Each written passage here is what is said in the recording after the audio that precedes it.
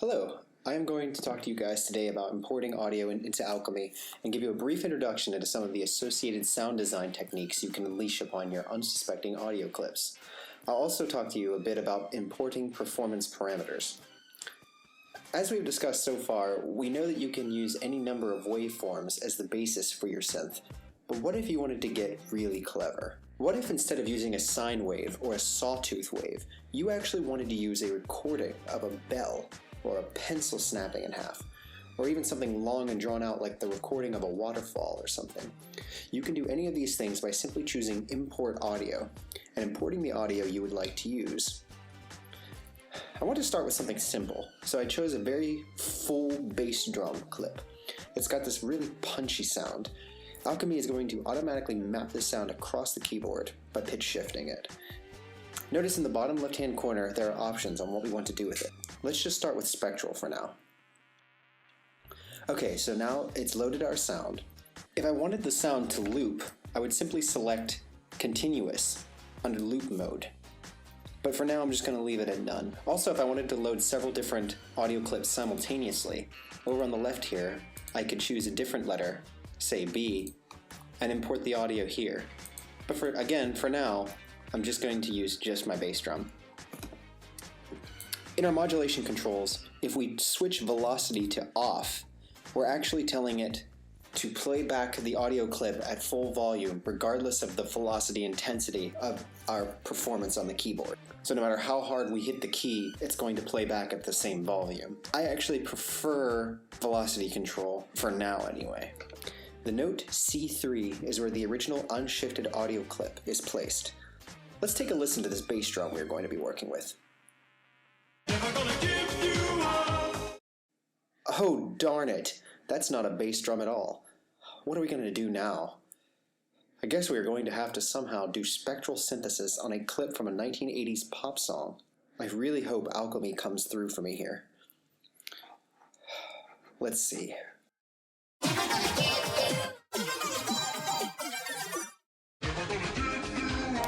Well, we can pitch shift. Nothing new here. What else can we do? Well, we can try doing some spectral synthesis. What's that, you ask? Spectral synthesis, or spectral modeling synthesis, is concerned with analyzing the actual frequency spectrum of an audio file. Its aim is to differentiate between what sounds are musically deterministic, such as the fundamental note and all the overtones of an instrument.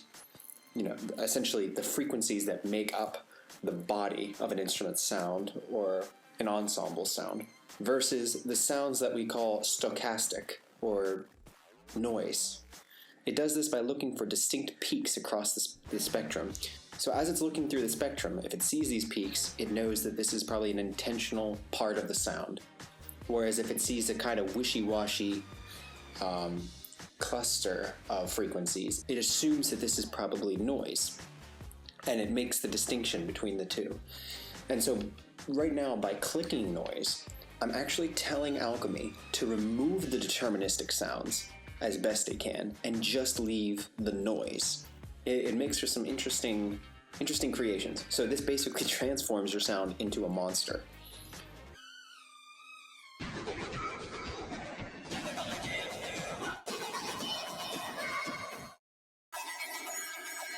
Notice over here we have a bandpass filter, or basically just two knobs for a low pass and a high pass filter. Again, nothing new here, but if you combine it with the noise filter, you can get some interesting results. So I'm going to experiment with using the bandpass filter. I'm going to adjust the speed of the playback of the audio clip, and I'm just going to try alternating between noise and pitch and just see if I can come up with anything interesting.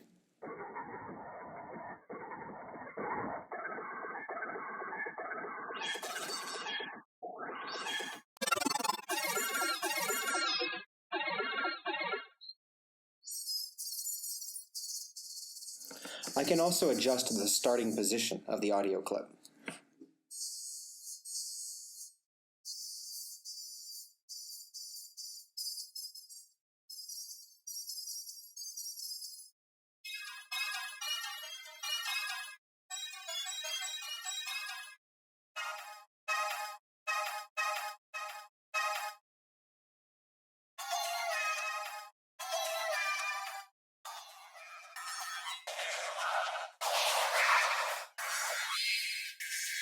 It's quite interesting if you experiment with just some of these basic parameters, what you can come up with.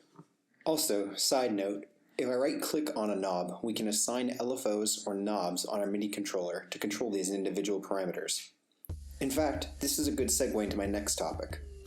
I know at this point you're probably asking yourself what this section at the bottom is for. Let me put your mind at ease and explain it to you. This is the performance controls. I'm going to go ahead and pull up a preset to show you how they work in action.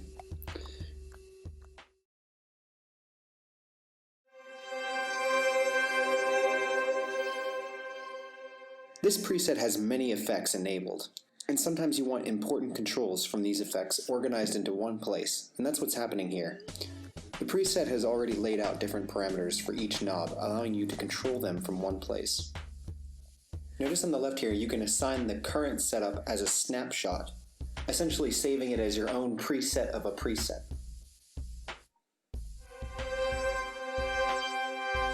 Over here we have two XY controls, and we also have an ADSR. If I go into the effects, I can assign these myself. Let's say I wanted to assign the reverb time to control knob 8. All I have to do is right-click and select that from Perform. This option is available for any of the above controls as well.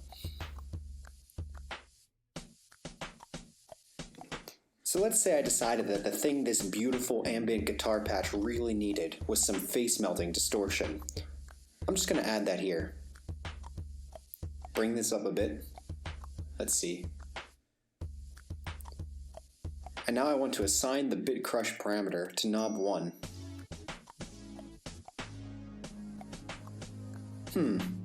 It still says delay. This is great actually. If I right click and see what's going on, it tells me that there are actually 3 controls currently assigned to this knob. Delay was already here when I added bit crush.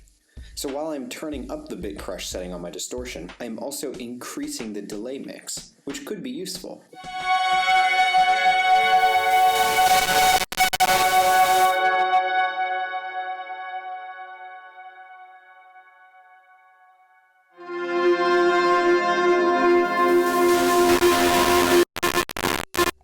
I hope you were able to learn something from all of my rambling. There's so much potential here between assigning performance controls and importing your own audio files as the seed for synthesis, that the only limit is your imagination.